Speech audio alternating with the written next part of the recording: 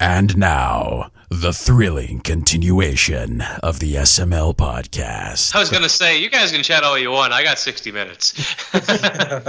All right. I ain't trying to be rude or nothing, but yeah, I'm on my last two courses for my degree, and they're killing me. Breaking his balls. Fucking A, man. I counted up. I have to write a combined 50 pages between now and May 1st. That's Jeez. insane. Yes, that's why I'm cranky.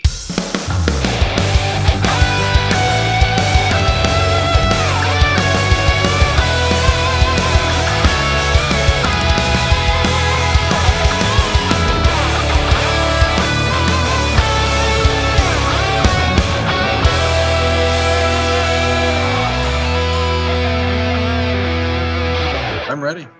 All right. Oh, so I should be ready to reply too, huh? I guess so, if you feel like it. Pappy, are you ready to go? No, but let's do it. Let's do it live. What's up, everyone? This is Joe. And I'm Pappy. This is the SML I'm podcast, and special guest with us today who is about to introduce himself, but we have our process. We have due process that's got to go on. So I'm just going to draw this out even longer so that he feels more awkward that he tried to talk. And instead, I'm just going to ramble on more and more. But hey, Pappy, how you doing today? I stopped listening 2 words into your screed. Yeah, I know. So yeah, we have a special guest today. Guest, would you like to now introduce yourself? Yeah, my name is Josh Barron. I'm a arranger and composer. I've worked with the Materia Collective mainly for the past couple years, and then I also just released my album. Tell us about this said album that you just released. It's the ETHEReal String Project. Basically, it came about by merely chance, actually, kind of like a Star Wars movie.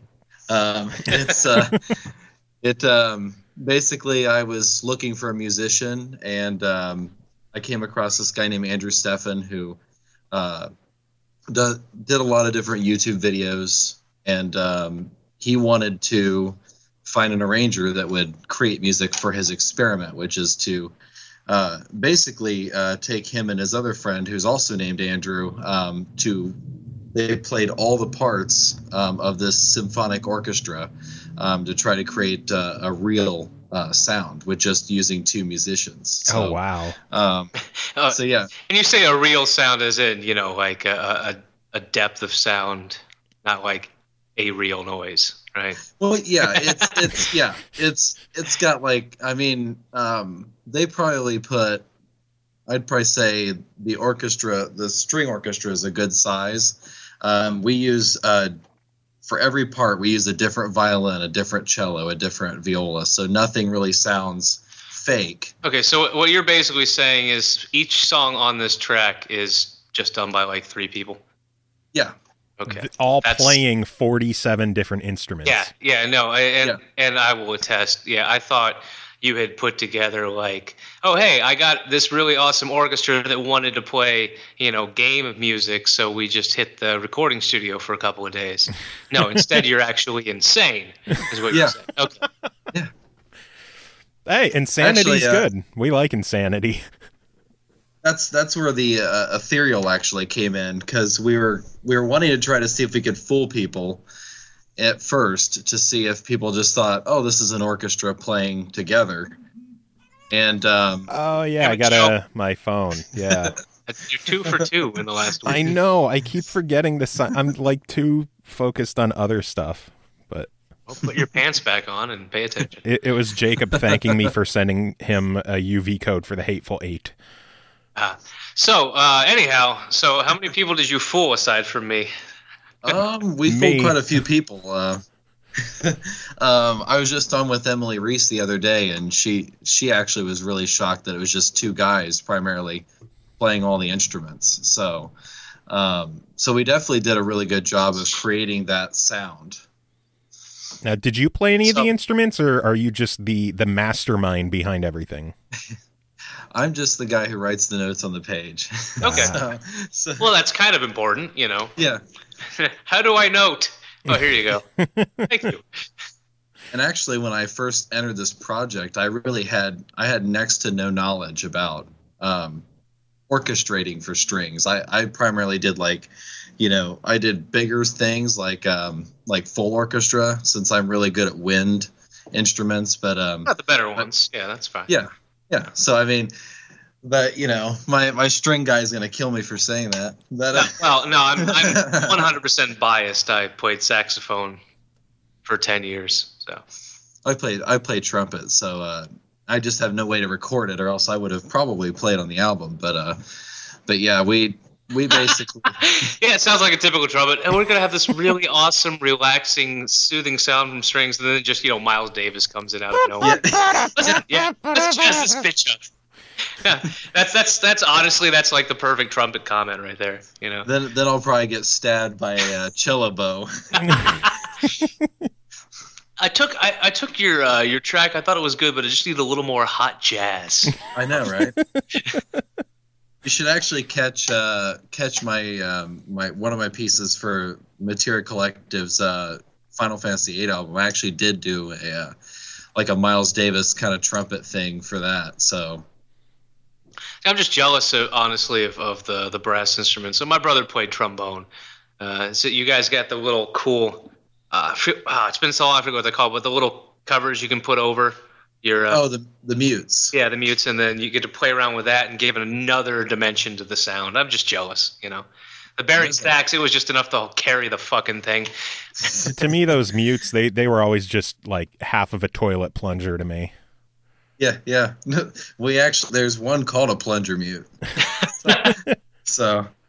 Just don't move it too fast, you'll pull your lips right through the fucking thing. You got it from a homeless man in a back alley. You don't know how used it is, but you have a feeling it is. Well, yeah, it's. I actually have seen people use real plungers because they were in a pinch. I just always thought to myself, I hope they washed the thing before they put it before they used it. But, that trumpet solo was pretty shitty. No,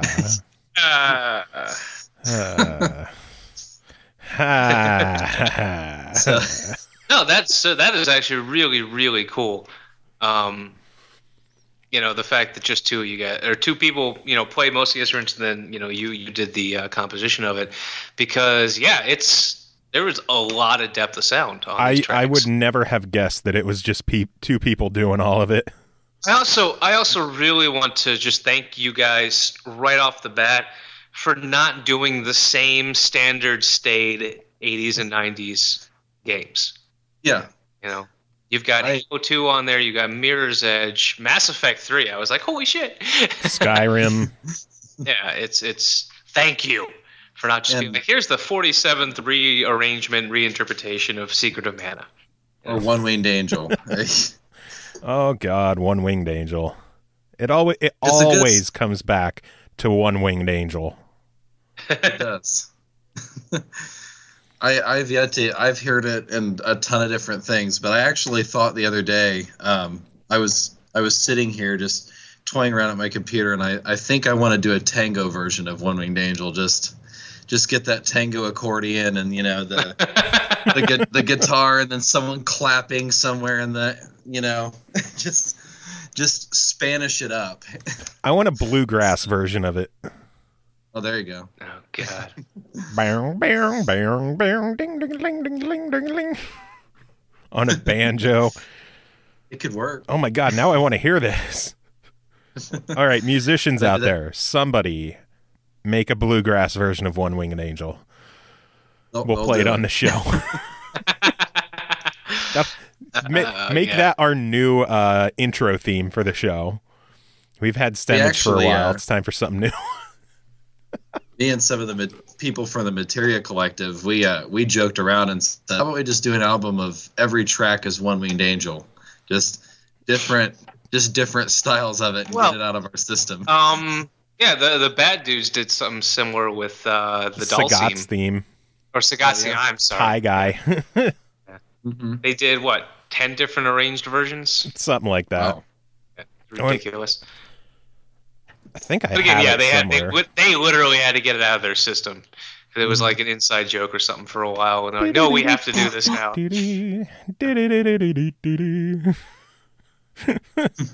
Here it is, Tie Guy. There are 10 tracks, yeah. The One-Ups, Joshua Morse, Tim Sheehy, Mustin, Dale North, Kunal, Maze Dude, Zyko, Another Maze Dude, and Dishu.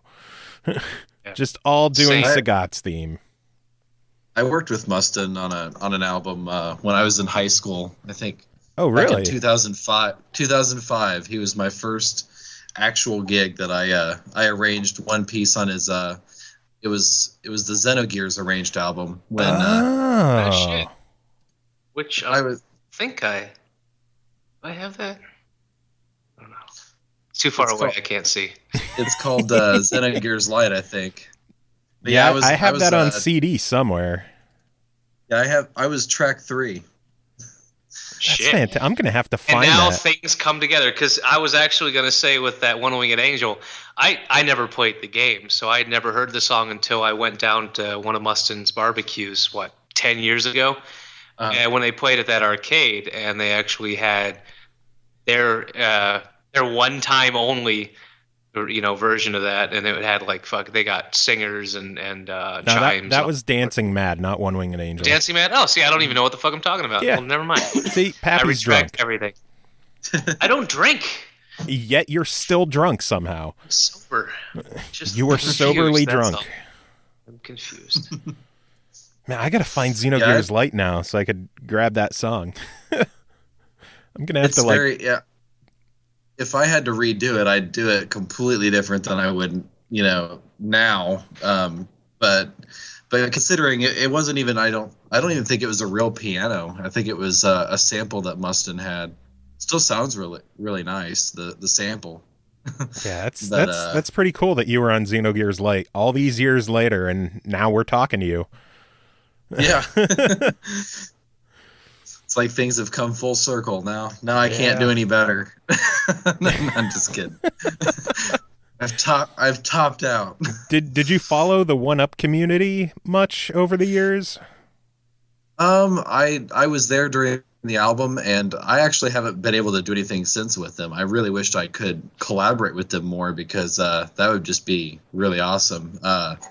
But yeah, I haven't followed it. There was a few years where I kind of went out of music, and then now I'm with this album that I had, I arranged these pieces over a course of amount of time. So it's just me basically taking everything I'd done on my own and then just kind of bringing it to reality. That's cool. Yeah, no, I don't have Xenogears Light, but I do have that Square Dance album. Oh yeah, I would never listen to again because it put me to sleep. Really? Yeah. Oh God, no. I listened to it twice, because you got to give everything 2 tries. But I was like, nope. I legit find this boring. Wow. I love Square Dance. So if anybody wants to give me $100 for it, I'll straight up sell it to you. I think that's what it was going for on eBay a couple years ago. It was a little ridiculous. Really? Yeah. Those old albums are super super long, out of print, and hard to find. I know and they've got just a big enough fan base that people will pay for it. That Project Majestic mix, the gold edition, that used to get a decent amount of money. I remember that a long time ago. Back in our day when we first started in the video game music scene. Yeah, right. Yeah, Project Majestic, that came out right at the first MagFest too, because I was there and I picked that up at the first MagFest, and I had everyone who was there sign my copy of Project Majestic Mix Gold. Dang. Square Dance, and it was fun. Good times. That's some old, man, that's a long ass time ago. Holy shit. I'm getting so old. Oh man. Yeah. I try not to remind myself that. Oh yeah, when Joe and I first went to Arkansas 11 years ago. Fuck. I'm old and dying now. It's crazy to think back at how long that we've been following the One-Ups and One-Up Studios and Mustin and all that other stuff. It's pretty cool. And he's still kicking, doing stuff. And I actually just it was actually kind of funny because that track I just told you guys about earlier on Materia Collective's album Successor, I actually worked with Dale North for that track. So I did most of the arrangement, but like he kicked out like this really awesome bass line, and we did it in like probably a half hour before the deadline. We kind of procrastinated a little bit, you know how musicians do. Oh yeah. So especially when you're in your 20s. Yeah. but it's like I was like having this massive headache, and like and he was like freaking out, and we were just like, okay, let's just get this knocked out. And then he did a really cool bass line, and it just kind of worked. So and it actually made the piece. Like for some reason that one part just made it. Man, we got to get Dale back on this show. It's been too long.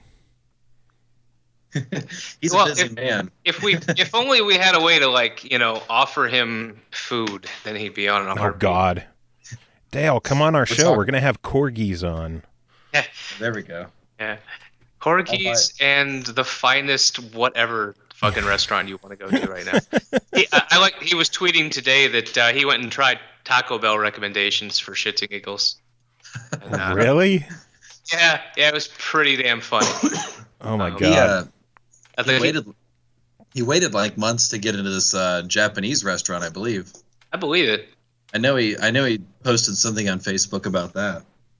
Well, it's because he knows like he's there now and can actually wait for it. So yeah, you know, I always worry like, well, I don't want to have it go too long because I'm still in the military, so it's like, well, I could get deployed or something could happen and I'd have to cancel. So all the really nice places are quite beyond me right now. Yeah. I think the nicest I've been to a few nice restaurants in like Indianapolis and stuff, which, you know, if you want to ever like go have a really good steak, go to St. Elmo's. I mean, Peyton Manning actually ate there. So I think he still does. I think he makes like special trips out to Indiana just to eat at that restaurant. Damn, that's a haul. So yeah, it is. I'm going to have to tell my little sister to listen to this episode because she hates Peyton Manning so much. Oh, really? Yeah, she lives in Knoxville. Uh-huh. So the fact that all of Tennessee has the biggest raging boner for Peyton Manning just drives her insane because everywhere she goes, it's Peyton Manning, Peyton Manning, Peyton Manning, Peyton Manning, Peyton Manning. And just, I was over the past football season when I would like talk to my dad because he and I are both Steelers fans. And we were talking, and the Steelers lost the game. And I'm like, it's okay. At least we could watch the Broncos make it. Maybe Peyton Manning could go out on a win. My sister's in the background. I hate Peyton Manning. You can't make fun of me anymore if you like Peyton Manning. I'm like, oh, I can make fun of you. It's just up to you whether or not you want to take it. I mean, you will because I'm doing it. But yeah, she hates Peyton Manning, and it's the funniest thing in the world to me. Because I'm a big brother. Yeah, I got to pick on her. He's still a big deal here, even though he left. Yeah, no, aren't they going to retire his number now or something? Yeah. I just, you know, I know. Well, he's the first quarterback to win the Super Bowl with two different teams. So screw it. Let's retire his number on both sides. Yeah. Yeah. Didn't he already have like a press conference out there where he's like, "I'll always be a Colt"? Yeah, he did. Is that how he sounds? Pretty much. That almost sounded like Sylvester Stallone. Yeah, I was gonna say. I'm an eagle. That's brain damage right there. Yeah, so it's Stallone. Yeah, Dale actually took people's recommendations at Taco Bell. Crunchwrap Supreme is supremely disappointing. It's a frisbee of filler and iceberg lettuce. Quesalupa, not bad. And then got the cheesy gordita crunch on recommendation. Literally threw away that Crunchwrap atrocity. Oh God, go figure that. Yeah. I like just finished up the Baja Blast that I got from Taco Bell earlier today. Yeah, but you don't like Taco Bell either. I don't. I hate Taco Bell, and You just go there for a drink. Well, I went there. Ashley wanted tacos, so we went there, and I was gonna grab those, like the potato wrap that they have, but I didn't even see them anymore. I don't know if they got rid of them. I think they're breakfast only. Well, no, these were like the big wraps that they had for the happy hour thing, whatever they did. And they got rid of that. Oh no! You're talking about the little dollar ones? No. The potato grillers. Yeah, the potato griller. The loaded grillers are still being sold, but they're like this tiny little. You need a fucking magnifying glass to find them on the menu. Yeah, I didn't see it on the menu, so I just tried getting a chicken and cheese quesadilla. Which, first off, that thing was flatter than like a 4-year-old girl. There was, I've never seen so little meat in something. I'm just, you couldn't have gone flatter than a pancake. I couldn't help it. You couldn't have gone flatter than maybe the book that lists all the good ideas that our federal government has made. Flatter than your ass. Yeah, I'm very white. I have no ass. That's a very flat quesadilla. You honky. And I would have liked it, except for the fact that they have to put their goddamn taco seasoning sauce on everything. Like, just let me eat chicken and cheese. That wasn't the seasoning sauce. That was literally the cheese, Joe.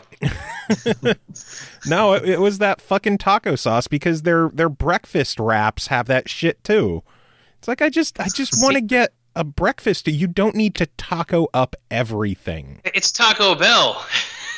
Yeah. Like, let me just enjoy this food without your shitty taco, because then without that taco sauce, it might taste like authentic Mexican cuisine. All right. There you go. But I got my Baja Blast, so I was happy.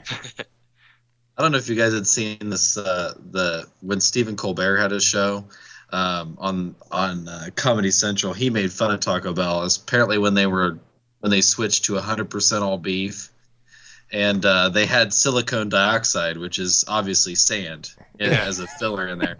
And he made a joke about, like, it's like a vacation away from meat. That's about right. It is pretty much. So, by the way, where are you out of anyway, Josh? I live in basically out in the middle of nowhere. I mean, anybody could set fire to the town and probably no one would miss it. No, I'm just kidding. It's called Logansport, Indiana. So we're about around Lafayette, about an hour and 45 minutes from Indianapolis. So you're gonna have that the opposite of most of the people we talk to. Like, you're actually chilling out in a nice, very, very rural area. Mayberry. Instead of downtown LA or Philly or New York. Oh, we have quite a few meth labs, but I mean, whenever I hear Pennsylvania's nothing but meth anymore. Yeah, I think Peru's like number 1 in Indiana, and I'm like, seriously, Gary didn't beat them? Like, well, it's because there was too much fighting in Gary. They didn't have enough time. Yeah. So I do. Back on the topic of the album, I do have a question of: did you arrange everything, or did you guys like talk beforehand? Like, hey, these are the songs, or these are the games we want to cover.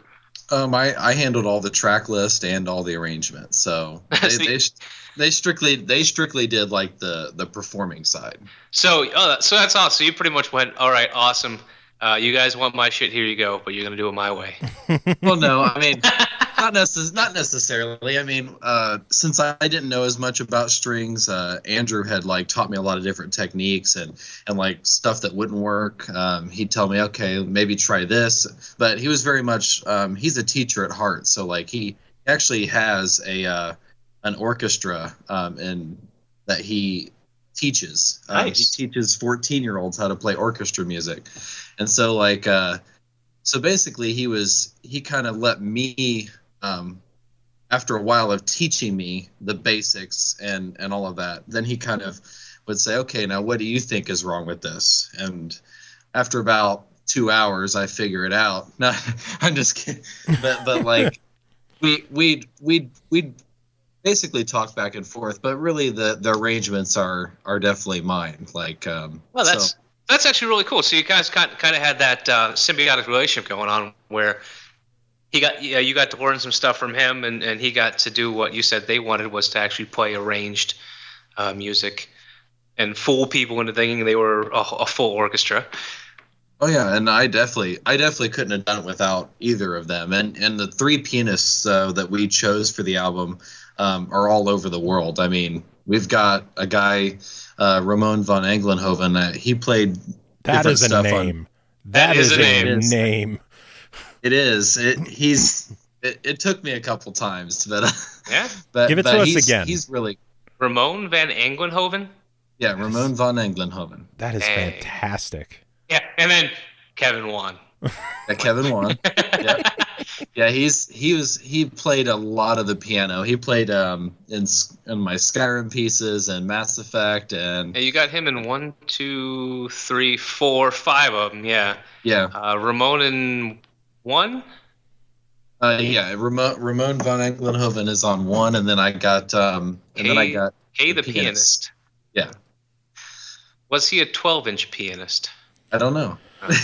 Oh, you son of a bitch. Yeah, hey, I had to get that joke in there. I mean, how often do we ever talk about piano on this show? I'm very impressed. No one snickered when I said pianist. Like, Yeah, 3 pianists.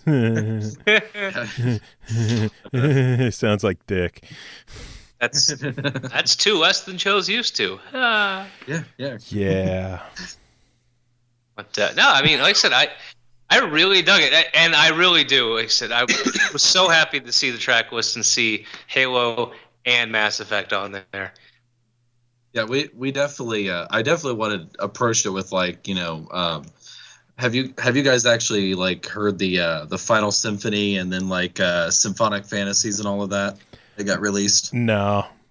I've heard a lot of the symphonic stuff. I couldn't tell you who or which or what. I know I've been gifted a lot of game music over the years. Mm-hmm. So, like, I've got Final Fantasy VI piano collection. I've got just random stuff all over. Final Symphony's basically like the very first symphonic interpretation that's actually played by the London Symphony Orchestra. So, and so like when I looked at, they have like a 20-minute suite of Final Fantasy VI, like a 3-movement Final Fantasy VII work, and then I think they have 3-movement for Final Fantasy X on there. So, yeah, it was like really massive. It's probably the best arranged album I've ever heard, and so like when I set out to do this CD, I was inspired by all that they did, and they took a very artistic approach. It's like, screw what everybody else did, we're gonna do what we like to do. And so I just picked tracks that I liked and knew that nobody else did, and was banking on the idea that people would appreciate that, and that it wasn't just like the same old stuff like you mentioned. I was going to ask, what led to you selecting the songs that you picked for this project? Actually, it was just like I had 3 pieces that I already done before that I always wanted to perform. So the rest of them was kind of like basically games that I had played around that time. So, and basically it's really broken down by composer. Like I really like the music of Kingdom Hearts, so I had to have a piece from that composer. There really isn't any old school Final Fantasy, no Uematsu on there. But I do like Masashi Hamauzu for Final Fantasy XIII, and Hitoshi Sakimoto with Final Fantasy XII. I think that's like such an underrated score. I think the oldest song you've got on here is from Final Fantasy Tactics. Yeah, that's like a really cool score that I just think just has balls. Like the score just has like brass and drums and just swashbuckling string parts. It's like it's basically like Treasure Island. It's very adventurous. But yeah, I mean, the selection was definitely very easy to me to do. It was just harder to like get down to like that set amount of tracks. I think my original draft had like 18 tracks. Wow. So I had to boil it down to just a select few. But are there any outtakes that didn't make the album that you started on? They'll be on an EP that I'm going to release. It's going to have more than just strings though. after Final Fantasy VIII, I had like flute and clarinet and oboe and all sorts of other stuff on there. So I'm gonna actually do some pieces for that. Well, Mustin bought my alto, so if you need an alto sax, there you go. you know who to go hit up. It's definitely like I also wanted to do like some Motoi Sakuraba, so I kind of wanted to do a piece from Star Ocean too. Nice. And So. I'm actually really enjoying this what I think of as like kind of this current renaissance of game music, because when Joe first introduced me to it, it was a lot of chiptune, a lot of like metal and rock and stuff, Mm-hmm. But lately, like this Super Guitar Brothers, well, I guess you Bread Raptors, but they don't exactly do game remix stuff. But all of a sudden, we're getting a whole lot more unplugged, guitars, strings, stuff like that, which I'm kind of enjoying. Triforce Quartet. Yeah, and Super Soul Brothers, right? Think so. Super Guitar, yeah. And then, of course, the fucking Altered Beast. There we go. Yeah, the Altered Beast album was fantastic. Yeah. So, that's because I really prefer. I'll be honest. I've always preferred instruments over computer sound. So I can only take so much chiptune stuff. I can only take so much electronica. But then, oh shit, an entire symphony. Even if you're lying to me and it's actually two guys playing way too many instruments.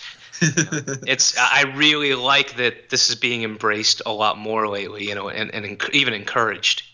Yeah, it's definitely more like with technology and how we can emulate that. And Andrew's always doing like a lot of really cool.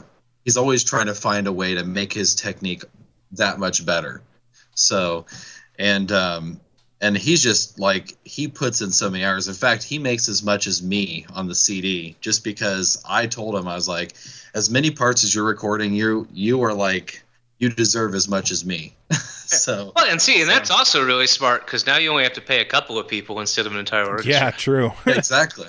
Well, I mean, if I wasn't like,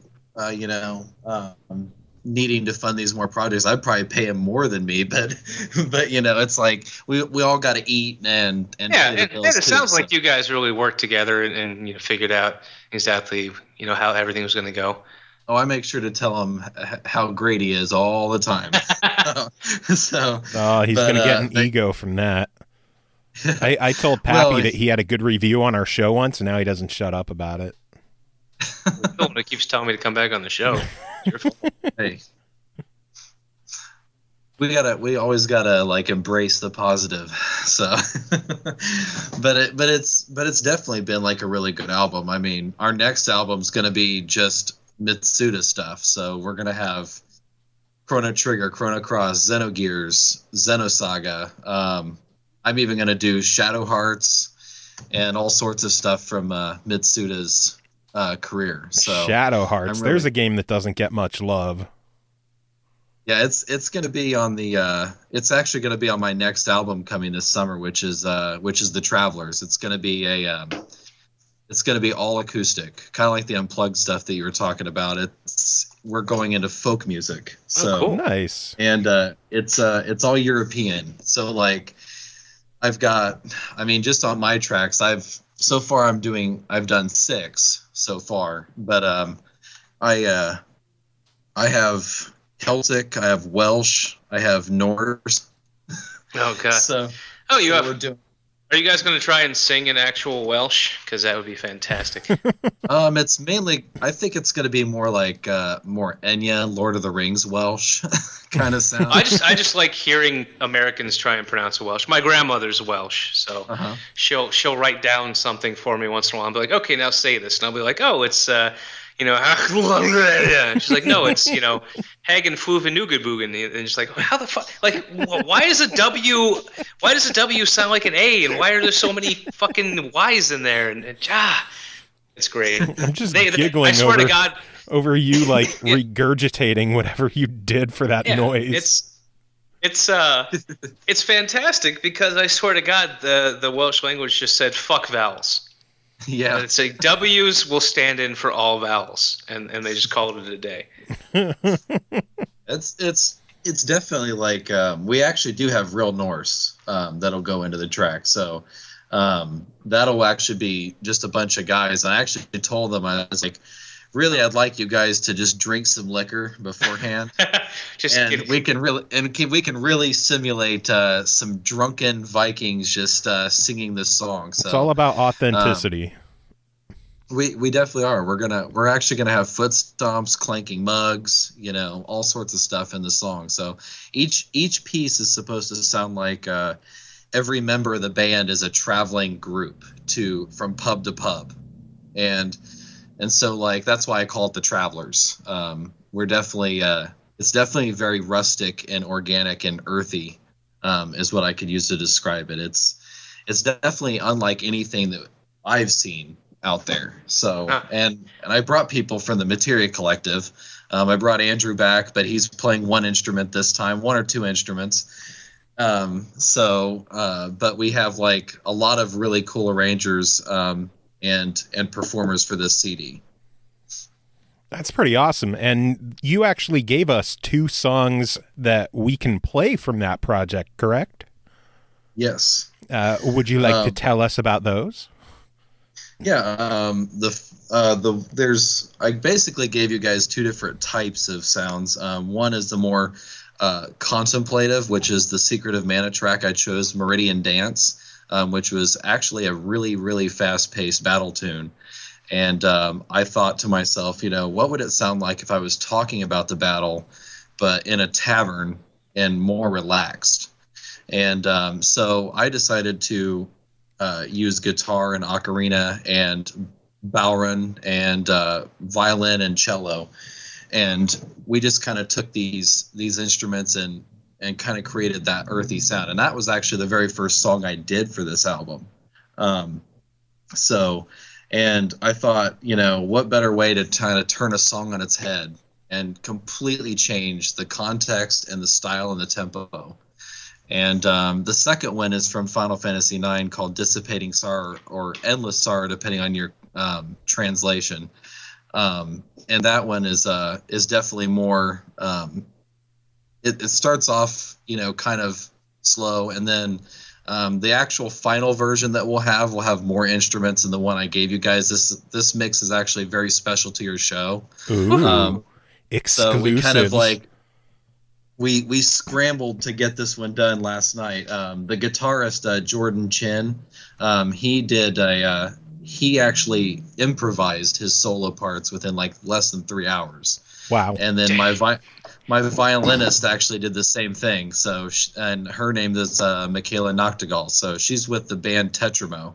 So I've got a lot of really interesting artists that can just kind of whip up something and. Damn show-offs and their talent and their abilities. They're very, very hard workers. I'm very honored. And then we have Andrew playing viola, and it's just funny because I always think it's amazing. And some artists, in fact, are just better at it when you give them crunch time.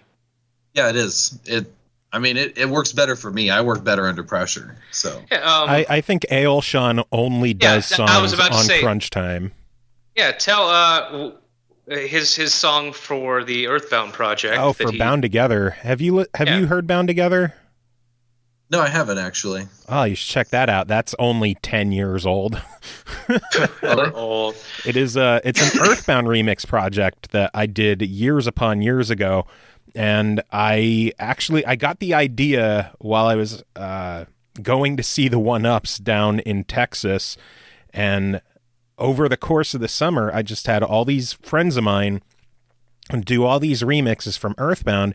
And Ailshan said that he was going to do the drugstore music. I was like, sounds good. Just let me know when you have something ready to go. And because unlike Overclocked Remix or anything, I never asked for works in progress. It was just do the song, get it to me when it's done. And with Ailshan's song, when I was moving back home to Pennsylvania after the summer, I stopped at his place in Illinois to see him for his wedding. And I stayed with him and his wife for a few days, and he didn't start the song yet. And I was like, oh, well, I was hoping to get everything ready in a few days. He's like, oh, don't worry about it. I got it. I got home. I think it was the day before they were going to Ireland for their honeymoon. I was like, before you leave for your honeymoon, by chance, did you finish the song? He's like, no, I'm going to start it tonight. Yeah, he got it to me overnight. And it's my favorite track on the whole thing. Yeah, it's the drugstore sells sparks. So he did the song the morning he left to go on his honeymoon. He was excited. and he's done that for everything. If people are like, oh, well, I didn't get a working project yet for Mailshot. It's like, don't worry, you're going to get the song the day before you need it. Yeah. Like whenever the deadline is, that's when you'll get it. It'll be done. It'll be fantastic, but you're not getting it before then. Mm-hmm. That's kind of how I am right now. I'm like in the middle of I think this year I think I'm going on 10 projects. Holy crud. I think it might be 11.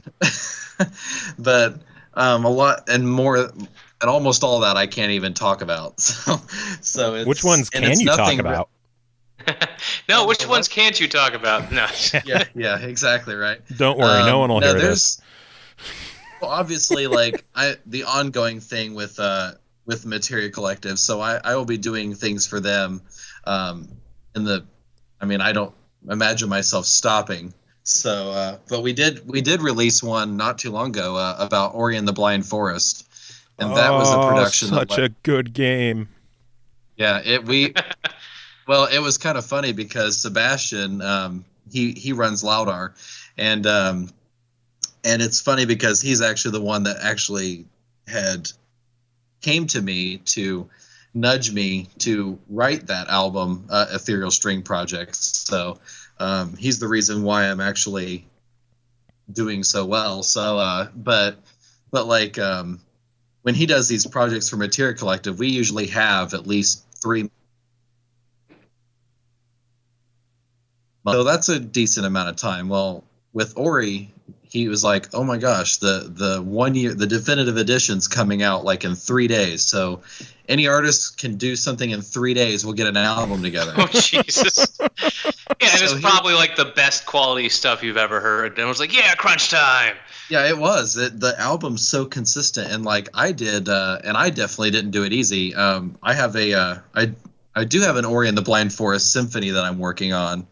It's a slow project, but I imagine it to be about 40 to 50 minutes long. Oh, nice. You need to email me a link to this Ori and the Blind Forest album, because that is one of the best game soundtracks in recent memory in my eyes. It is just such an amazing soundtrack, an amazing game. Ugh, I love Ori so much. What you're talking about, not taking the easy route, that's also an artistic thing, isn't it? I've got 6 months. Let me just perfect this one guitar line. Oh, I've got 2 days. Let me do 47 fucking different tracks. Yeah, I already had the first 4 minutes done, 4-ish minutes of it done. And basically how I write, I always tell a musical narrative with every single piece that I write. So I'll combine multiple things, and I'm pretty sure you guys might have caught on to that in my different pieces on the ETHEReal String Project. And so with Ori and the Blind Forest, I did a piece that I took the first 4 minutes, which is basically the intro of the game. And so I use themes I use Ori's theme, I use the main theme, I use Naru's theme, and I even used the theme towards the end of the game called The Sacrifice and threw it in this because I felt like it suited the scene better. And then I took what I had for full orchestra and then condensed that down to string quartet and piano. So, and it actually turned out really decent. Yeah, we were and let me tell you, I almost got sick over the whole 3 days because about almost I think 12 hours before deadline time, I lost my violinist. So I had 4 people lined up to take the backup. None of them could do it, and then I ended up getting Chad one of the lead violinists from the Triforce Quartet. there's so many thoughts going through my head. I'm failing to come up with a name. But I'm sorry. I'm old. I don't remember names anymore. So, but anyway, he was going to play the violin part, and he did like a ton of takes, and he's like, okay, I need you to take this thing from this take and put it in this take, and it'll be perfect. Well, it's like, well, I'm not a mixer, so I didn't even know where to start. So I was like pulling my hair out over that and saying quite a few. I was cussing up a storm in here. My roommates were looking at me like I had just gone crazy. And so then I was like, okay, well, my friend Andrew had pulled me out again, and he's like, I'll record the violin for you. And he's like, just take this down an octave, simplify this part. So then I came up with it, and we made it work somehow. So damn. But when it was done, it was like I felt like a mom that had just came out of labor after 3 days. And it's just like, oh man, I'm just in cold sweat, and it feels great.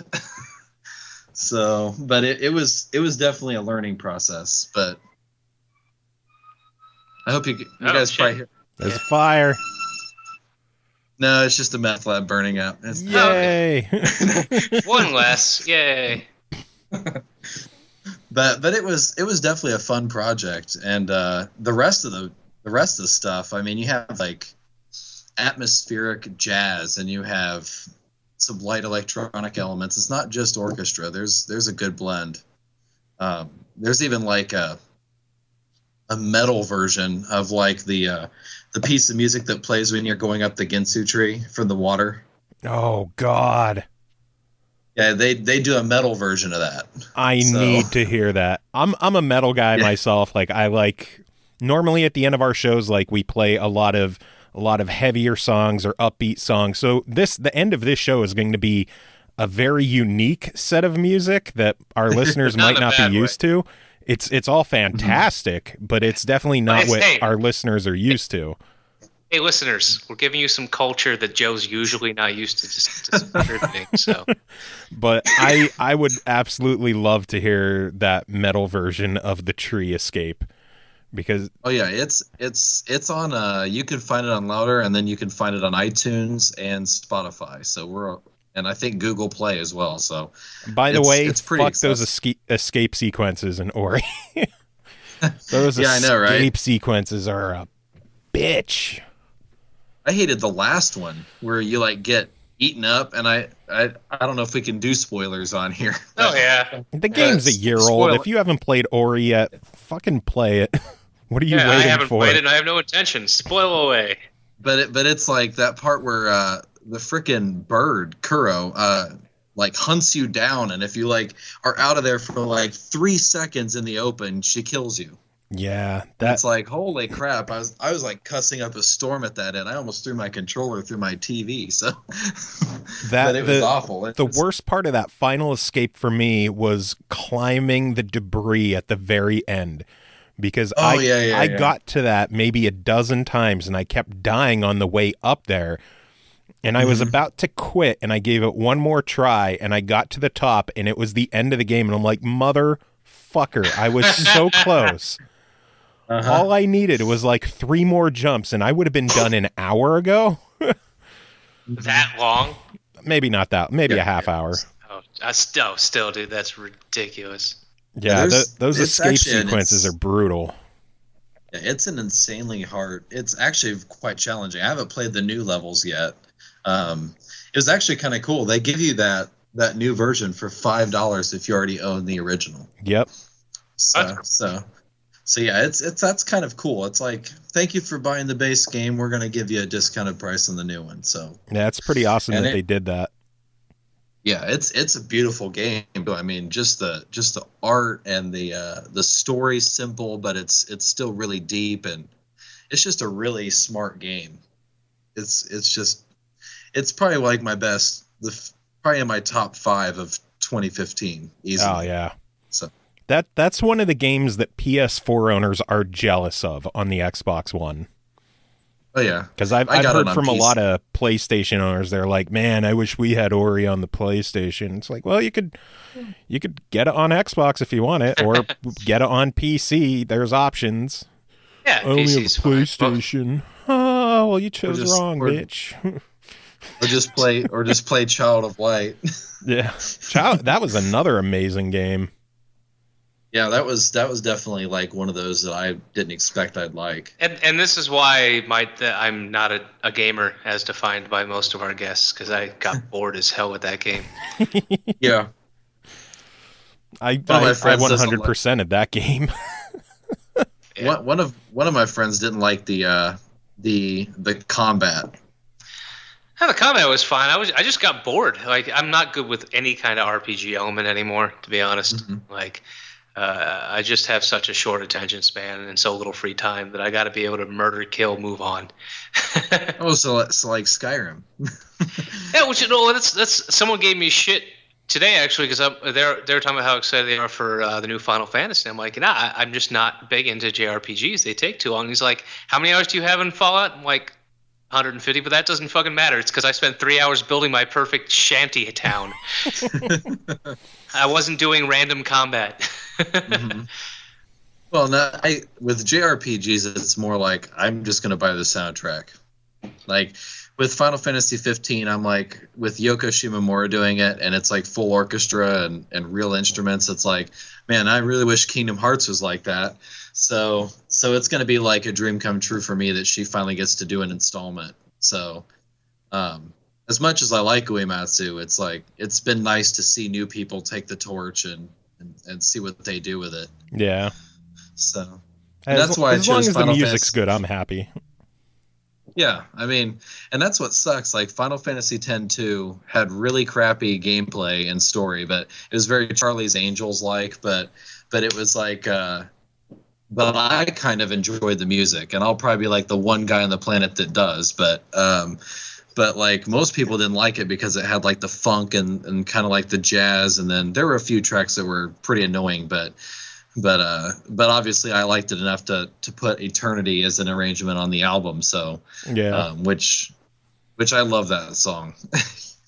You could probably have that chord progression alone just somehow never gets old. So I'm just sad that a game as terrible as Final Fantasy 13 got 2 songs on there. So cranky. yeah, The music's good. Yeah, I'll give you that. It's the game itself. I just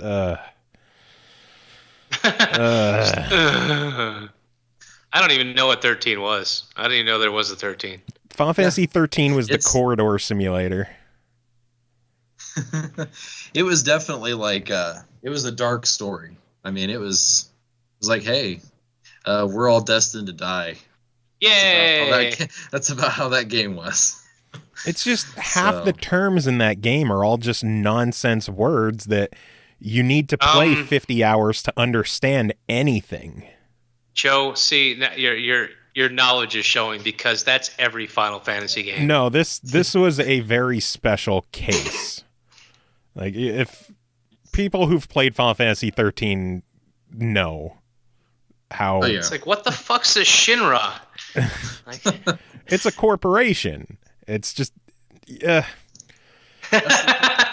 Final Fantasy the part on 13, it. man, just I think that's just a culmination of all the years of getting more and more emo. Yeah. Final Fantasy I think 13 that- was the epitome of style over substance. Mm. It So were went the for children. as pretty as it could possibly be, but like when people tell you the game gets good after 30 hours, that's a problem. Oh yeah, okay. I didn't. You're talking about 13. I'm like, I don't even know what one that is. I did watch somebody beat that game, and it took him 45 minutes to explain the opening sequence to me. Yeah. He's like, Yeah. he's trying to tell me what's going on as he's playing like the final boss, and then I'm like, no, you got to go back to the beginning, man. He's like, oh, okay, so this person, that person, and I'm just like, nope. Never Okay, mind. so this Forget I person- said nope, anything. nope, okay. You know- He would not be deterred. He tried, and like 30 minutes later, I'm like, I think I think I know the basics. If he didn't beat that ending boss after explaining all of that, then he wasn't very good at playing the game. I think he paused it. I think he paused it, but I did watch him finish the game, and then because this is when it just came out, so he beat the game, and then that continuation shit. He's like, "What the fuck is this?" Yeah, he had to pause the game to explain it so that he could pull out all the charts and the graphs and the glossary and. But I do remember that he was legit upset with the way that game ended, because the whole part 2 coming next year. The thing I thought 13.2 was so much better because it was an actual Final Fantasy game for once. Like, you got to go places and choose what you wanted to do instead of walk down a hallway for 40 hours. Yeah. And then 13.3 kind of reminded me of Majora's Mask. It was kind of like, the world's going to end in this set amount of time. And except I don't think that game actually allowed, unlike Majora's Mask, where you could play the Song of Time and reverse it. I don't think they gave you a way out in 13. No. In 13.3. No, it was basically, you fucked up, time to start over because you can't do shit now. Ooh, yeah, I don't like games with time limits on them. Yeah. Yeah.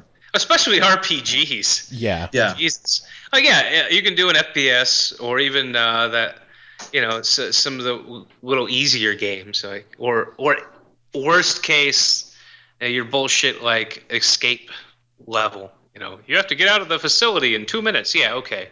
But not an entire fucking RPG with a time limit. That's just stupid. With the time limit, side quests, collectibles, missions, it just Yeah, so the first thing you do is you get it on PC and hack the timer out of there.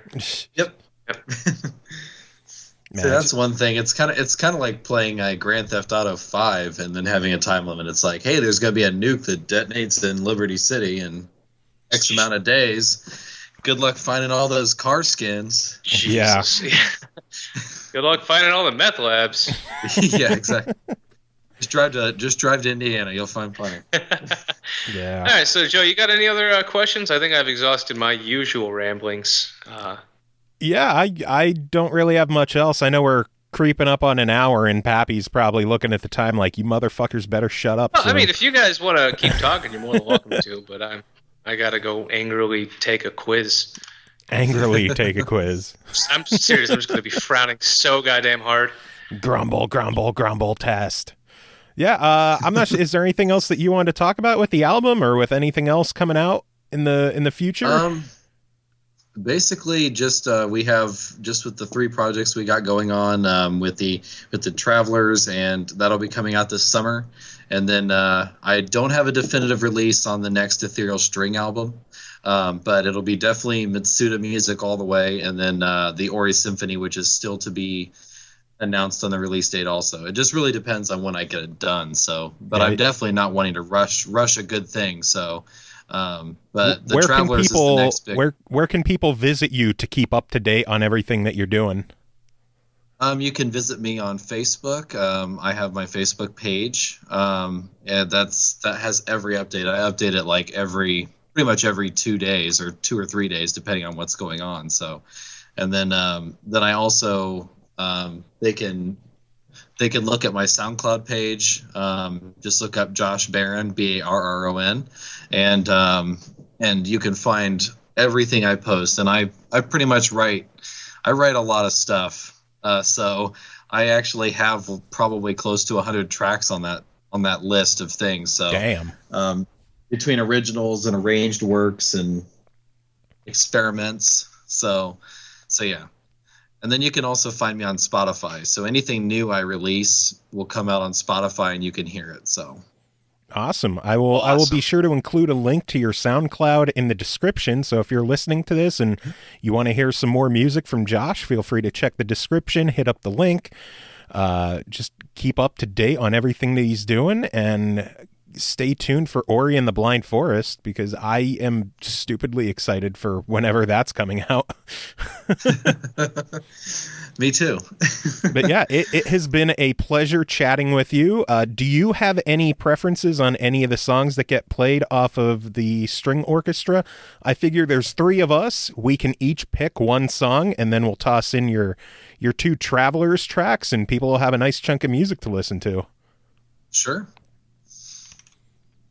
I guess mine would be like, oh shoot, it's kind of hard to narrow it down.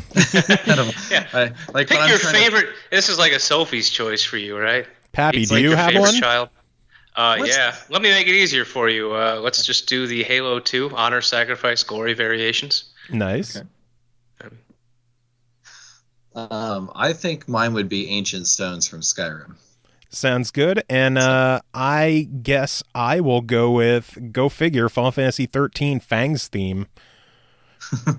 There we go. Number 1. Yeah, I was. I hate this game, but the music. It's a great arrangement of it too. I was trying to mentally flip a coin between that and the Metal Gear Solid 2. But oh yeah, we you know, actually for that Metal Gear track, we took all the cello, we took the cello and then we like hit on them to make that and actually Andrew improvised that part, so that's actually 100% him nice. banging on those instruments. So well, if people want to hear that one, they'll have to pick up the album. Where is the album available? Is it available iTunes? It's on iTunes and Louder, so louder.fm. So all right, so people check that out. I'll definitely send you the links. Awesome. Yeah, I will include as many links as I can in the write-up, because this is all we're doing with this episode. So you get the whole description to yourself on this one. Pretty much makes you special and unique. Oh, cool. You are a unique butterfly. Thank you. It was great having you on, though. I definitely enjoyed it. Yeah, we have to do it again when I release the next one. Oh, indeed. Yeah, absolutely. Yeah, we are always looking to have people on to bullshit with us, and we figure since you are a guest, we will let you have the final word on this episode. So do you have any final words for our listeners? And this is usually the point where our guest finds some way to insult us at the end. So the floor is yours. Really? Give us a final word for our listeners. Just thank you for listening and supporting my work. And I definitely, with your support, I can do a lot more. I'm planning on doing a Vagrant Story Symphony album if I can get enough funding, and that'll be actually the whole shebang, strings, winds, and everything. Oh, damn. So that's like my dream project. So if I can get enough support from you guys and everybody listening, we can totally do that. And a tour would be nice. So if anybody important's listening, pick us up. We'd definitely love the invitation to do a tour. So yeah. And I'm not very good at insulting people. So I'm nice. I guess yeah. We'll make up for it in next week's show. I'll do the insult, because you said if someone important was listening to our show, and I could tell you a fact, nobody important ever listens to us.